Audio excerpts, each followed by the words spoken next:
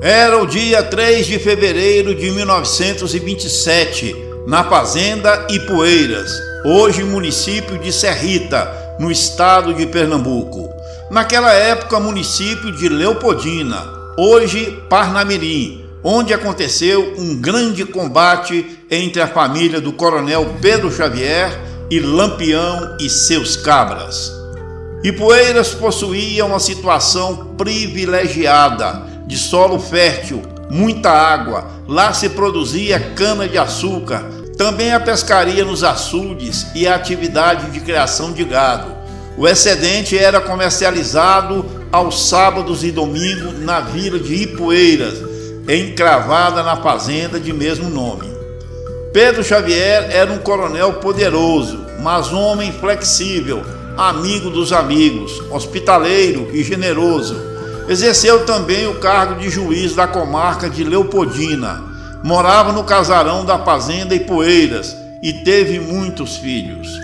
Os descendentes dos Xavieres moravam na fazenda e outros na vila de Ipueiras, uma vila com um pequeno mercado semanal. Na década de 20, no século XIX, era comum as danças de bandos de cangaceiros por todo o Nordeste. Lampião e seu bando perambulavam pelas caatingas, assaltando, extorquindo médios e grandes fazendeiros. Lampião e o seu bando passaram na paz pela fazenda Ipueira, no dia 26 de maio de 1925, quando o coronel Pedro Xavier, não fugindo da costumeira hospitalidade, mandou fornecer-lhes comida, roupas e lenços, tirados da loja de um de seus filhos, o Comercino. As filhas e as noras do coronel Pedro Xavier foram proibidas de se apresentarem para conhecer Lampião e seu bando, para evitar que os cabras cometessem algum atrevimento. Mas a coisa, quando tem que dar errado, não tem jeito. Vai vendo o que vai acontecer daqui a pouco. Lampião chegou à fazenda e foi bem recebido pelo coronel Xavier. Almoçaram, jantaram do bom e do melhor.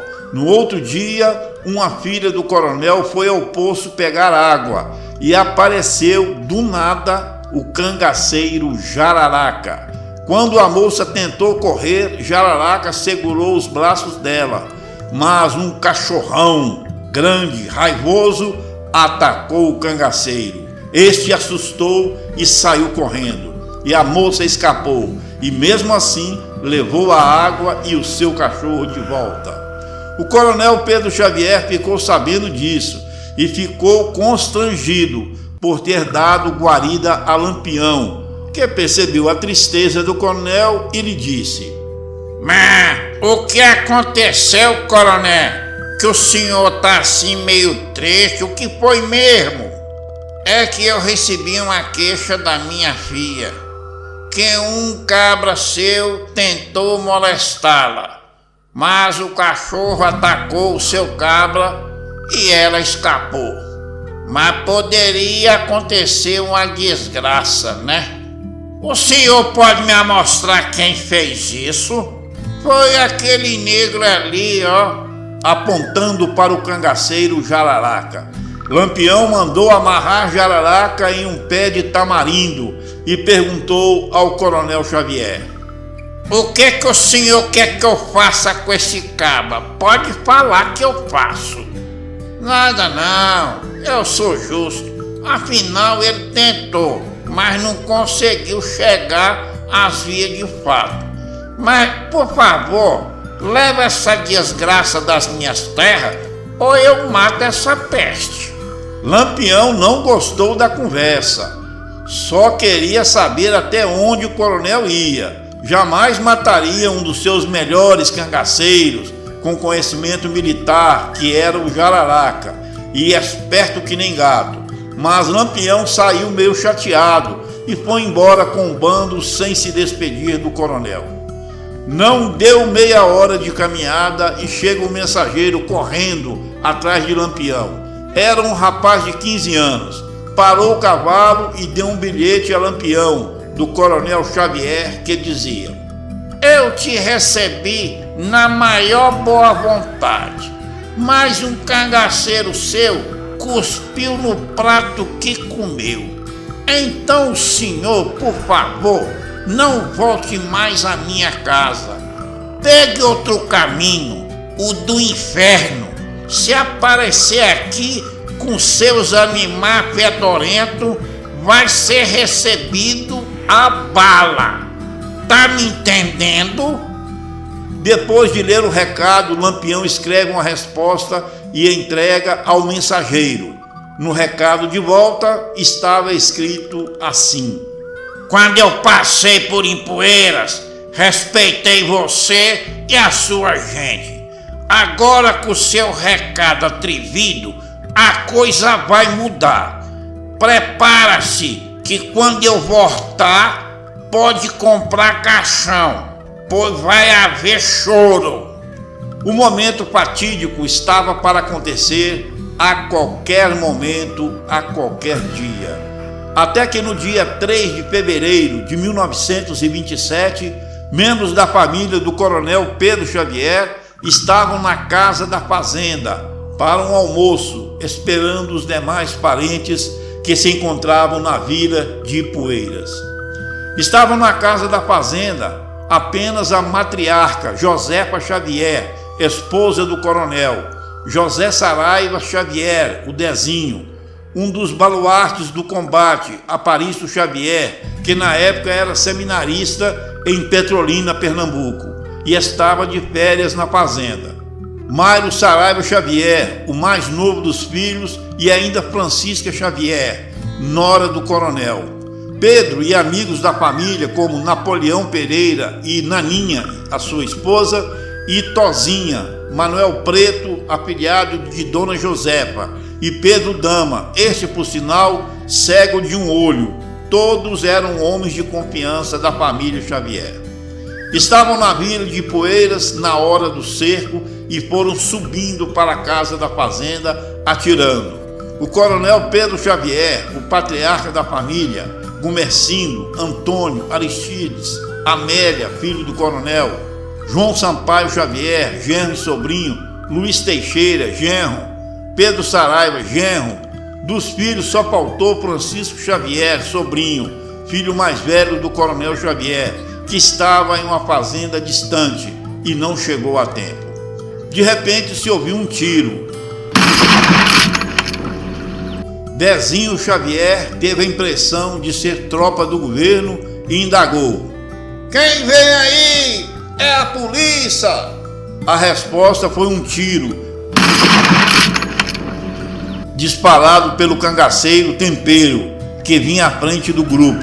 Por um triz não alvejou Dezinho, que sem perca de tempo respondeu ao tiro, atingindo por sorte o cangaceiro na testa, e que caiu ali mesmo sem vida.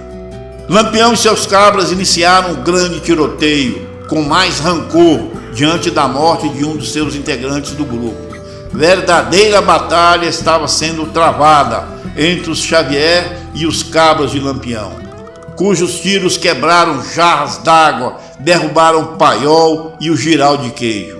Dezinho Xavier, Manuel Reto e Pedro Dama seguraram o fogo de frente, evitando que Lampião chegasse ao terreiro da casa, enquanto esperavam pelo pessoal que estava na vila de Ipueiras, mas que já vinha às carreiras para sustentar o fogo. O combate prosseguia com tiros de ambos os lados, e as mulheres rezavam, e os homens não tinham tempo nem para urinar. Napoleão Pereira, em alto e bom som, desafiava Lampião, dizendo: cabra safado, um bandido como tu, eu te dou de peia no traseiro. Cê tá falando é com Napoleão Pereira do Jardim do Ceará. No meio do fogo, Manuel Preto acalma Dona Zefinha e diz: madrinha Zefinha, enquanto a senhora vê esse nego aqui, só tenha medo dos castigos de Deus, vice? Lampião trazia como refém um camponês amigo do Xavier, senhor Vicente Venâncio, além de Pedro Vieira Cavalcante, da cidade de Jardim, tendo exigido da família desse último 5 contos de réis para soltá-lo. A hora do vamos ver se aproxima. O quadro torna-se dramático e nunca se sabia como iria terminar tudo aquilo, apesar da resistência do Xavier de fazer fogo forte, com poucos homens lutando com uma coragem inusitada. Com a chegada na casa da fazenda dos que se encontraram na vila de Ipueiras, entre eles destacou-se Gumercindo Xavier, homem de caráter admirável e coragem a toda prova. A reação aumentou. Acontece que a munição se acabava a cada minuto.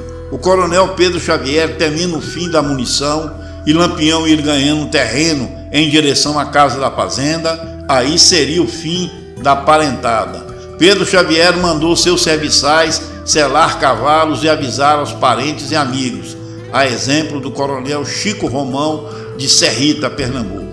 Segundo o depoimento de um dos reféns de Lampião, o senhor Vicente Vitorino, no momento do tiroteio havia se quebrado o rosário de Lampião, e como os cangaceiros eram supersticiosos, Lampião manifestou receoso com o fato. Era mau sinal em uma batalha quebrar um rosário. Por sua vez, a bala certeira do Xavier havia matado o cangaceiro Tempero. Lampião ficou cabreiro com o episódio e disse: os homens estão fortes no fogo, o rosário quebrou e já perdemos nosso melhor fuzil. Lampião se referia à perda de Tempero. Ele era um dos melhores atiradores do grupo. Vamos dar o fora daqui. Naquele dia o rei do cangaço estava com o cão no couro. Como a esposa do refém Pedro Vieira Cavalcante, de Jardim Ceará, não pagou o resgate exigido pelo bandido-chefe, ali mesmo na fazenda Ipueira, ele foi morto a punhal. Lampião também matou um popular, um jovem rapaz chamado Lino, que ia cavalgando no jumento, próximo ao local do combate. De certo, pensaram que era inimigo. O refém Vicente Vitorino teve melhor sorte. Lampião se dirigiu ao mesmo e lhe disse: olha aqui, se tu nos desviar de um piquete do Xavier, eu lhe solto, senão tu morre. E então o sertanejo sabiamente levou o bando por outro caminho estranho aos percorridos normalmente pelo Xavier. E lá longe, já em Macambira, Lampião soltou o velho, que voltou à casa do Xavier e narrou todo o acontecido. Logo após o combate, chegaram à fazenda Ipueiras o coronel Chico Romão de Serrita, com 50 homens, armas e munição, Aparício e Alfredo Romão, com 30 homens, Luiz Pereira de Jardim, genro do coronel Pedro Xavier, com mais 30 homens. Em face do acontecido, as filhas do coronel Pedro Xavier pediram ao coronel Xavier que erguesse uma capela pelas orações atendidas. A ideia foi de Adalzija e assim ergueram uma capela na fazenda, cujo patrono era São José. Lampião, desde pequeno, era sisudo. Não gostava de levar roupa suja para casa. Depois de se tornar chefe de cangaceiros, a coisa piorou. Nesse caso do fazendeiro Xavier, ele recuou, mas não desistiu de dar cabo do fazendeiro. E a bem da verdade, Lampião deveria se desculpar do fazendeiro Xavier, se um de seus cangaceiros tentou desonrar uma filha dele nas terras dele, debaixo do seu bigode. Lampião estava completamente errado.